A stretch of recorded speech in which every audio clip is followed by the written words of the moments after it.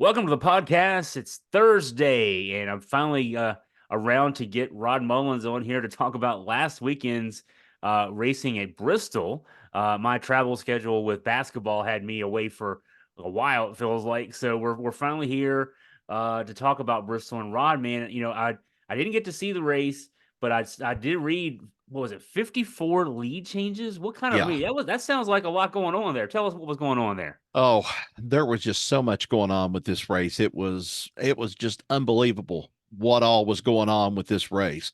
Not only did we have those lead changes, but I guess the big thing that came out of it was the tires more than Oh anything yeah, else. yeah. The surface, totally different from what it was on Saturday when they had the truck race. And of course, they had the truck race at 8 o'clock at night. So big difference there. Of course, it's cooled down. It's not too, it's not got a lot of sun in it. It's got a lot of heat, I should say. But the trucks didn't have really as much trouble as the cup cars. And when the cup cars got out there, probably at most, maybe about 40 some laps. Some were stretching it to about 47, sometimes 50 laps.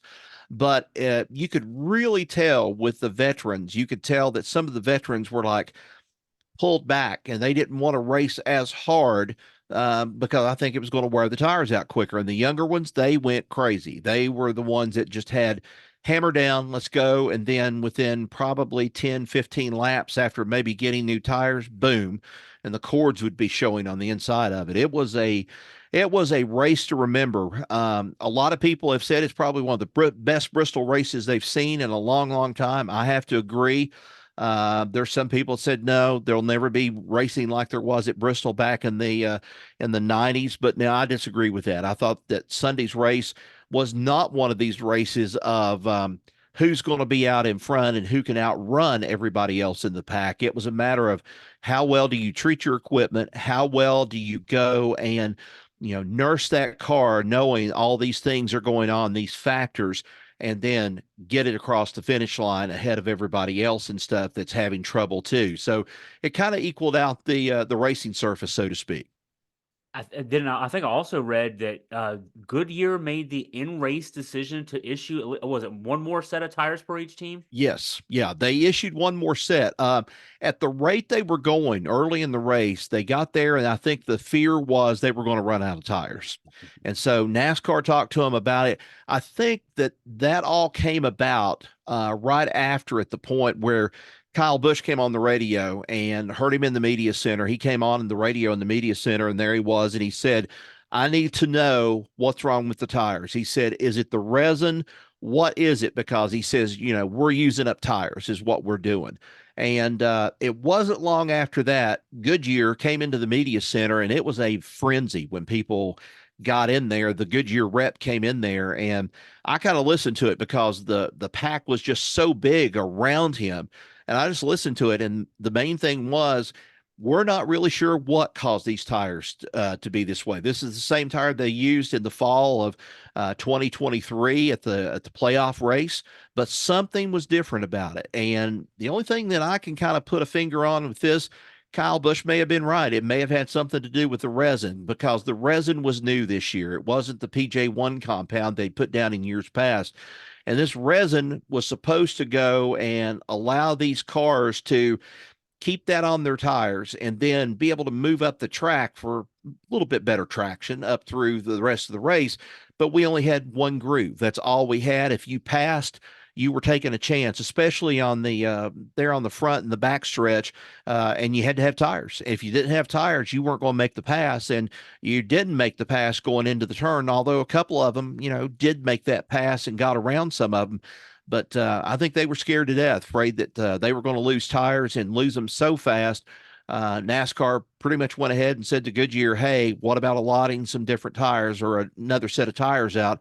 And they did so. And fortunately, everybody, came up with the same amount of tires after they began to make adjustments.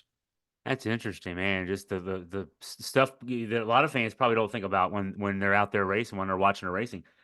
Um, so our favorite, and I think America's favorite driver won this race. I mean, boy, I tell you what, Denny Hamlin, he is so popular with the fans. He Well, won the race. What was so what was it like post race with the always gracious Denny Hamlin having won the race? humble. I think he knew that he had won a race. Trying to quote probably the little nursery rhyme, he won that race by the hair of his chinny chin chin, is what he did. Because if it hadn't been for this tire issue, I think there'd been several drivers that would have probably contended for the lead, maybe even won the race. Martin Truex was one of those. He had his best finish in, gosh, I don't know how many Bristol starts, but he had one of his best finishes, top 10, top five, I think is what he ended up having. But, he was really kind of subdued that night. He was kind of the attitude. He and Chris Gabehart and Joe Gibbs were there in the media center, and Chris Gabehart was the first to speak as Denny Hamlin was taking care of all of his other duties in Victory Lane. Chris Gabehart got there and he said, I think it's very unfair for people to go and for you all to immediately jump on the fact that this is Goodyear's fault. He said, this is not Goodyear's fault. He says, they came here with a tire. He said, this more than anything else was a test of a driver and a test of the team more than anything. And then Denny Hamlin came into the pits, and Denny Hamlin was like, yeah, we had to race. We had to learn how to race. It wasn't just opening it up and then putting the foot down to the floorboard and taking off around the track. We were having to go and conserve and having to go and use things and use them wisely before we used them up out on the track. He was very humble afterwards. He said that he was thankful for the win, no doubt about it. But of course, with the fans and so forth, he kind of ate up that a little bit. He held up the number one as he faced the fans there on the front stretch, but he was a different bird when he came into the to the media center, and I think he was very much of the realization that yes, he was very lucky that he got through this race without any kind of scratch, any kind of rubbed for the wrong way or anything like that, or major damage, sort of like what William Byron and some of the others ran into in this race, losing tires, breaking the tow bar, and things like that. It ended their day early, William Byron and company. What was I've just spent the last 2 weeks in the media bubble for basketball, ACC tournament, NCAA tournament, Mhm. and it's always cool being back behind the scenes there, and you hear the scuttlebutt from the other writers. So I have to ask you, because I've been hearing basketball talk for 2 weeks. What was the talk? What was the behind the scenes stuff being talked about in the media center there at Bristol this weekend? Well, besides the tires on Sunday, there were some of the rumors going around about whether or not Honda is going to make their appearance into NASCAR. It seems like the groundswell is starting to increase a little bit more. No official word on it just yet. Then there was the talk. There was this strange thing going around that Dale Earnhardt Jr. might be making an appearance at North Wilkesboro for the All Star race. Now, I don't know if that's going to happen or not. I do know that there was a big announcement scheduled for the Dale Jr. download, which happened to be a tribute car. Chase Elliott's going to be driving a tribute car for Dale Jr. When they go to Darlington, part of the throwback weekend that they usually have. And it's going to be in the National Guard colors that Earnhardt rode and drove around in, for several years there. That was some of it. The other thing I believe was the crowd. Everybody was asking about the crowd, and you know, they went back to, in one way, it was almost like 90s pricing in a way for some of these tickets. And, still, we didn't have a crowd that filled the stadium and, filled up the racetrack. And it's left me wondering, what in the world does Bristol have to do to get these fans back? Now, you pile some people in there in the late fall, especially with that playoff race. So now here's the question. You move this race. We got by lucky. We had good weather for that particular day for the race weekend. Had great weather on that Saturday in practice. And, it didn't wear the tires out or anything on practice on Saturday, but, here they are on Sunday and they're tearing the tires up. But there's a lot of people asking the question, what do we do? What does Bristol Motor Speedway do? What does NASCAR do? Because it could have been a snowy weekend. We could have had snow. We were just blessed we didn't have it. that's one big question. I think there's another big question right now circulating if whether or not Speedway Motorsports will have enough pull and get North Wilkesboro back on the track and back on the schedule, at least in one capacity or another. I know they're talking about the Clash that's been out in Los Angeles. They're intending on moving that from the Coliseum, and of all places, they're looking at what's that famous little place out there in Los Angeles? I think it's the Bums play. Oh, Brooklyn Dodgers, the LA Dodgers, I should say. Uh-huh. They're thinking about using Dodger Stadium for the next race, but now that's still kind of up in the air at this point. Um, I think one thing that would probably bring some crowds into Bristol, maybe, just maybe, I don't know if it would work or not, is to have a Clash there, sort of similar to what they're having out on the West Coast, but have one on the East Coast and especially at Bristol, and it be a part of a Clash weekend, say, as they make their way back across the country to get ready for Daytona. But, you know, logistics is going to play a part of it. I really, at this point, can't figure out. I'm kind of scratching my head, wondering what can Bristol do and what can NASCAR do to get some of these fans back. And I can tell you this.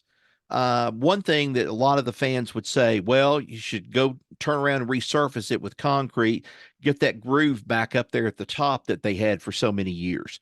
Yeah, but that's not going to happen anytime soon. I don't see that happening. The next thing is Kyle Larson.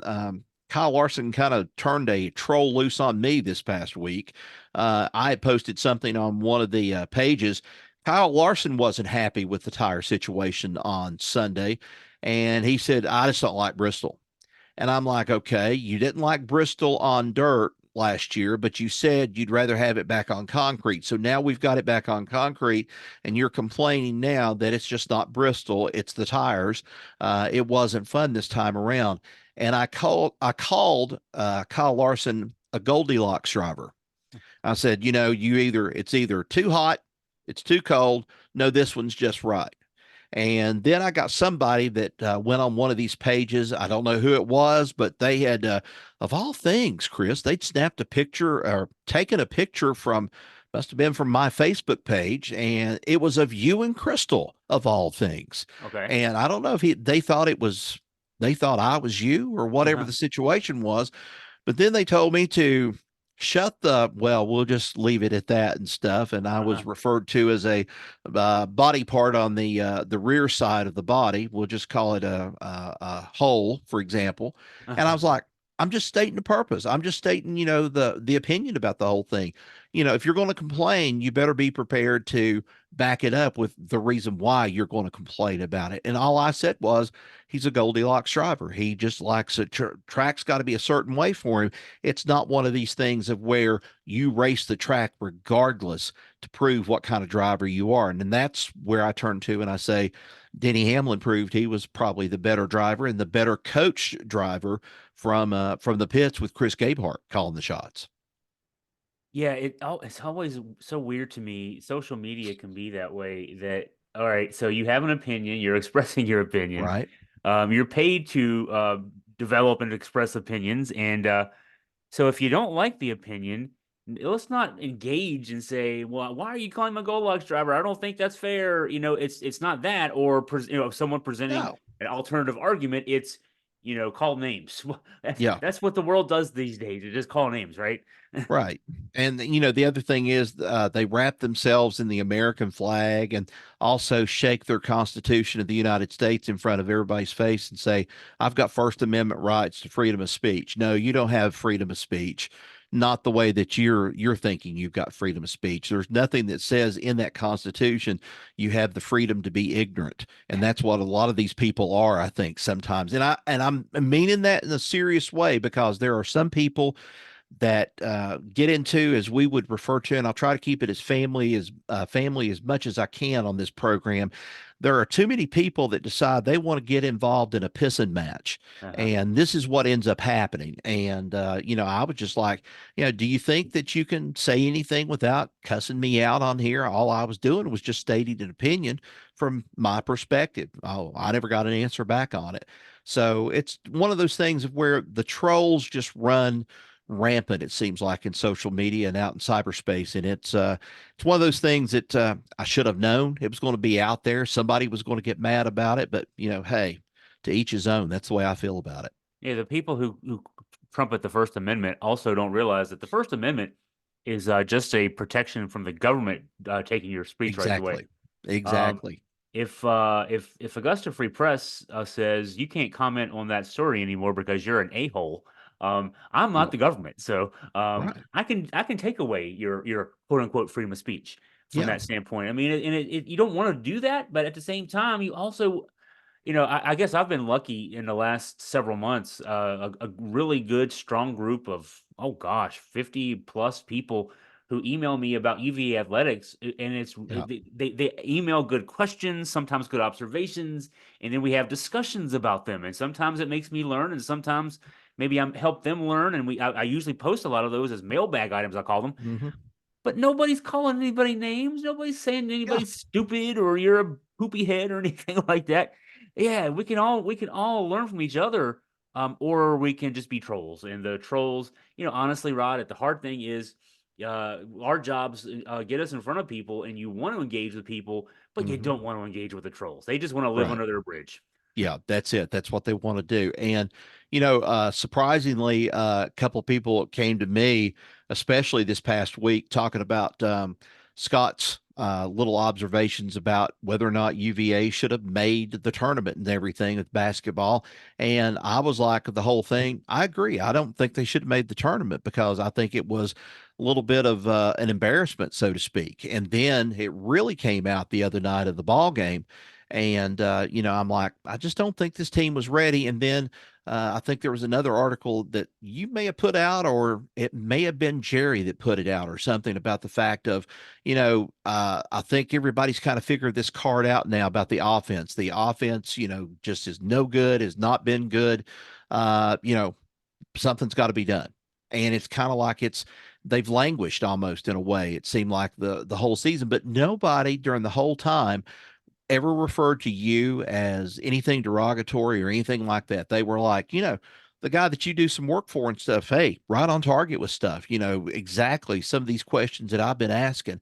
And nobody else has seemed to address them too much except for you or Scott or something like that. So it's a little bit of compliment to you guys too. I did call Scott a chuckle bum, which is a made up insult. And it was because I wrote a column where I said he was wrong to say that Virginia didn't deserve an NCAA tournament bid, only because the day of the selection show, which was it's Sunday at 6 o'clock, whatever time Right. it is. During the day, nothing else to do because until 6 o'clock. If you're a college basketball fan, you got nothing to do. So I analyzed the 16 teams that Joe Lunardi, the ESPN guy, said were most on the bubble. The last Hmm. 8 teams in, the first 8 teams out, and I did an analysis of those resumes based on the criteria the NCAA Tournament Selection Committee supposedly uses: computer rankings and strength of schedule and road record and quadrant wins.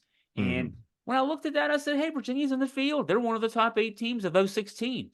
Right. Um, so Virginia should have been, and there were others, So now, of course, they lose the game, and you see, Hmm. that proved they should have not gotten in. Yeah. Well, there are going to be 16 teams that lose today and 16 that lose tomorrow. Should they have not been in? I mean, so Exactly. so that said, yeah, I call Scott a chuckle bum, but also I published his story because I knew that there were certainly a lot of people who thought that way, and he gave good arguments for why he thought the way he did. So, um, but so at least I backed up Chucklebum, Well, and I mean, I thought it was nice that they got the invite. I'll just say it that way. I was just afraid it was going to be, well, exactly like what I saw the other night. What little bit I saw. I think I flipped it on, got over there, and I saw the score at 18-14, and UVA was horrible on rebounding. And I was just like, nah, I don't think this is going to happen. And then right before I went to bed, I looked at the score. I said, yep, that one's sealed up. At least we don't have to worry about this one and going on and then getting embarrassed again. But, I like the story that came out this past, I guess it was today. And there is a team that is using UVA's example of what happened to them Sort of like what happened last year or the first year that Virginia, after they made the national tournament and made the and won the championship. Purdue is looking at that same kind of aspect of the way that they should play their basketball going into this and say, be prepared for anything. Let's be on top of things and stuff. Know that anybody on a given night could knock anybody out of this. And I think Purdue's chances are probably good going into this tournament, but you know, everything else in this 64 team field is just like crazy. You just never know who's going to pull off an upset before it's over with. Yeah, and there's so much parity in college basketball now because of the transfer portal, because of Right. NIL, that yeah, a lot of teams can win that. But you got to turn the TV off the other night, Rod. I couldn't do that. I was You sitting in just that had to sit arena. there. I had Yeah. to You had sit to sit there, there. You had to and sit I'm there and take directly it. like I was on the floor directly across from the Virginia bench. So not only did I have to, not only sit there and couldn't leave, but I had to look and see how sad Tony Bennett looked the whole Oh second half. gosh. I think it may have been you and I were talking about this last week. How Tony, it was me and somebody were talking about how Tony has seemed to be more fiery this year. He got the Hmm. technical foul in a game not too long ago. He's been more fired up with his team. When they went through that stretch, missing 19 straight shots, um, even Tony, who's been as fired up as I've seen him in years, he sat on the bench most of the second half. There was nothing he could do. He couldn't fire Yeah. his team up, and it's hard. Hmm. We were all in the arena like that. It was tough. I mean, days like that happen, but uh, uh you know, that's just part of sports. Just like Yeah. there with you in Bristol. I mean, sometimes it's your day and sometimes it's not, but when you're on the NASCAR Cup Series level, when you're NCAA Division One, NCAA tournament level, it happens in front of a lot of people, and there's no hiding from that. It's unfortunately. Well, for me, I think on Sunday afternoon, I was kind of looking at Ty Gibbs. Uh-huh. Ty Gibbs was running awfully well right there at one point, won two of the three stages, and looked at it and thought, hey, I think this could be Ty Gibbs's day. This could be his day that he pulls out this win and so forth. But then he fell into the youth trap, and that was overdrove his car. And then he had nothing else to give of that car, although he did come back from like about 16th or 17th and managed to kind of weed his way through the field to get up to about as high as fourth or fifth, I think, at one point, maybe even third. And then by that time, he had already drove the wheels off of it. And then he had nothing else to give. And it's like, hey, you've got to conserve. We've only got so many sets of tires in here. You've got to conserve. And so I think that was one of those learning experiences for a young driver out there. Oh, by the way, I was going to mention to you too. I don't know if you saw the news this evening. Did you see where NASCAR is going to take over the operations and the racing operations at Bowman Gray Stadium? No, I didn't know. I didn't see that. No, so Yeah, they tell us just more about announced it that. probably a couple of hours ago and Okay. stuff. They made an announcement about it. Ben Kennedy with NASCAR, who's one of the higher ups, of course, in the France family too, and he made the announcement that they are going to take over operations of Bowman Gray Stadium, and I think that's going to be tremendous. That's a all-purpose facility, so to speak. They play football there on Friday nights, or they have in the past. And then they have on Saturday nights, they have late model stock car racing. So now, what does that mean? I don't know. At this point, I think it's probably something of getting back to the roots sort of thing, maybe with NASCAR, trying to appeal to a smaller group in a smaller area to try to pull more people in and stuff to be able to come to a race. I don't know. It's going to be interesting to see how they're going to pull this off. Who knows? It might be a site for a clash race. Might even be a one for the All Star race. Who knows what they're going to go and do with this? But sounded very interesting when I heard the announcement this afternoon. Yeah, yeah, to see that is interesting. And as much as NASCAR has moved into as many big markets as possible and all Mhm. that, yeah, you got to make sure to take care of your grassroots as well. Yeah. And this kind of thing, getting a North Carolina track, Winston Salem, right there in the heart of it all. Yeah, that can be the kind of thing that can just kind of give a change there. And just like I mean, I'm thinking baseball as an example, even college basketball. I was recently in the Cameron Indoor Stadium at Duke. There's all these glittering brand new arenas in big cities, and those small venues, the Cameron Indoors, the Fenway Parks in baseball, Wrigley Fields, and that kind of thing. There's iconic places like that Mhm. that do well too, business Yeah, wise, but they're not the glitzy brand new McMansion type racetracks right. and all that kind of stuff. So we got to cover all those bases and make sure we give fans a lot of different looks to want to be a part of it. Yeah, and I think they also need to go and appeal to a different group of fans too. I think that was another thing of talk down there at the race at Bristol of who they have attracted. I know that there were some friends that I had on Facebook that were there, and they put up that this isn't the same NASCAR. This isn't the same NASCAR racing that I grew up on. And of course, it's not. It's not the same kind of NASCAR that I followed through the late 80s and all through the 90s and so forth. It's just not there. But then you have drivers that come in like Kobayashi, the one that's from Japan that's going to be racing at COTA this weekend down in Texas. And he gets there he comes to Bristol. He wants to see what all the excitement is about it with Bristol. And he feels like to him, NASCAR has a better shot of getting him involved in racing more so than Formula One. That kind of surprised me. And then somebody asked him, why? Why would you go with NASCAR over Formula One? He says, NASCAR, he says, in the best way he can, trying to explain it was NASCAR, you can have some fun with it. Formula One, you're still out there and everything is so dictated, as the way he put it. Everything is dictated a certain way. And if you don't do it a certain way, then you pretty much have to take your toys up and just leave and go. And Michael Andretti and his attempt to get into Formula One was just met at the door almost with an immediate slam into Formula One. So, some of these teams are trying to branch out in some different places. Kobayashi, on the other hand, he wants it to branch out and go back to Japan. They raced there, I think, in the late 80s or 90s. I think it was maybe in the 90s when they went to there to Suzuki, Japan, and they raced on a actual race car track similar to COTA. And the Japanese loved it. And it's like, why haven't they ever come back? Well, economic things and different things like that with the sport. But Kobayashi thinks the potential is there that NASCAR could become a more recognized world sport, sort of along the lines of what IndyCar was at one point or another, pulling these F1 drivers in. That's what he thinks is happening. So here he is, IndyCar driver coming in this weekend to race at COTA. And, he's looking forward to it. He says, I think I'm more prepared for COTA than I was for the Indianapolis 500 last year. And he said, I think it shows. I think we're going to be prepared. And I think we're going to do well this coming weekend at COTA.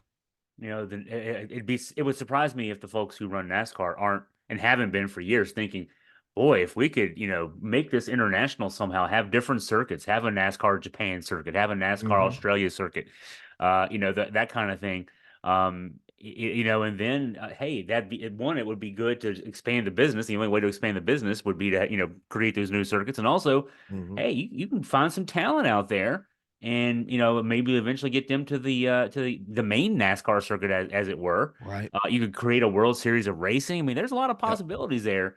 So hearing that kind of talk makes me think down those lines. Yeah, it makes me think the same way because I feel like that NASCAR kind of has, yeah, kind of gone beyond now the sort of the regional thing. I mean, we still have a love for it just in particular areas in the country. Which matter of fact, I think this past weekend, Food City 500 was the highest rated race all season so far on this young season in NASCAR. I think it had something like 3 million, 3.5 million viewers or something of that nature, which were good numbers for Bristol, even though you had a lot of empty seats. Well, I think a lot of people stayed home. They just wanted to watch the race at home, and they got a good race, no doubt about it. But still, it's opening that up. And then what does the future hold? I mean, you've got the broadcast rights. Now, oh, here's the other thing that they were talking about in the pits too. I can't think of the guy's name, but he has done the IndyCar races and some Formula One racing for off and on. But he's done the Indy 500 race for NBC here in the past several years. They are going to be replacing Rick Allen, who has been the lead on most of the NASCAR races here since NBC got him back. And they're going to replace him with this guy who a lot of fans are starting to say, what does he know about NASCAR? Well, I know he knows a lot about racing, no doubt about it, but it's a British voice. It's a British voice. And they say NBC is getting ready to turn everything upside down when it comes to their coverage of what they're going to be doing. I don't know if it's going to be aimed at a more at a greater worldwide audience, what they're going to try to appeal to with this. I don't know, but Dale Jr. is not a part of that anymore, and Dale Jr. has had to come out and tell people, hey. It wasn't anything that I couldn't do, or it wasn't that they wouldn't let me do this. We just came to the end of the contract, and I just, I couldn't get an agreement, so I've moved on, and that's what I'm going to do. And that's what he's going to end up going with on the Amazon and the WB coverage on some of these things. And it also keeps him close to home. He doesn't have to go and travel these 15 or so races toward the end of the year and so forth, and then risk something like what happened at Bristol here a couple of years ago with that plane crash and something happening to him. I think he just wants to stay close to home. He wants to be close to the girls, his wife.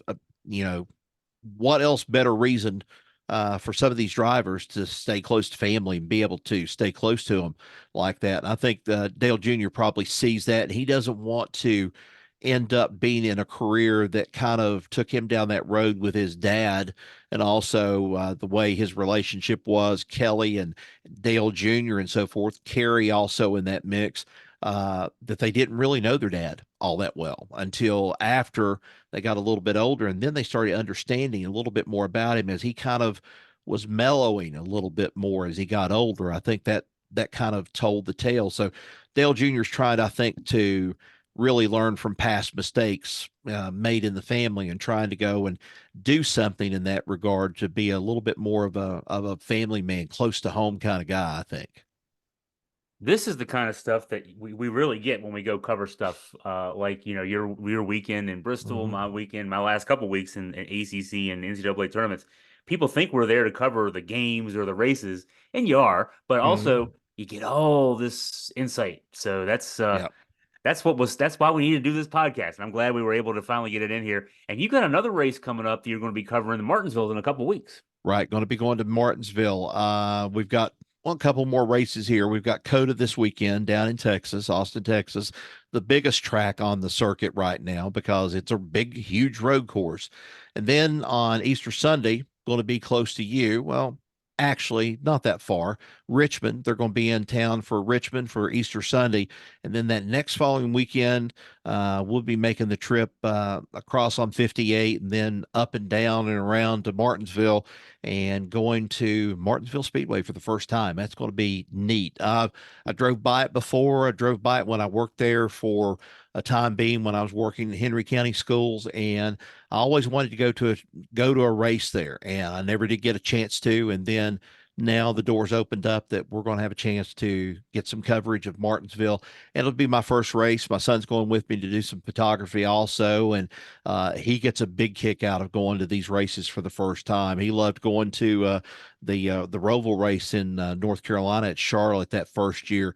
Loved going to the 600 race here a couple of years ago. So this is going to be an adventure for him too, because you're going to be in a lot more tighter corners and circles than you are at those particular tracks, especially at Charlotte, because Charlotte's so big. It's kind of spread out a little bit. At Martinsville, they don't call it the big paperclip for nothing.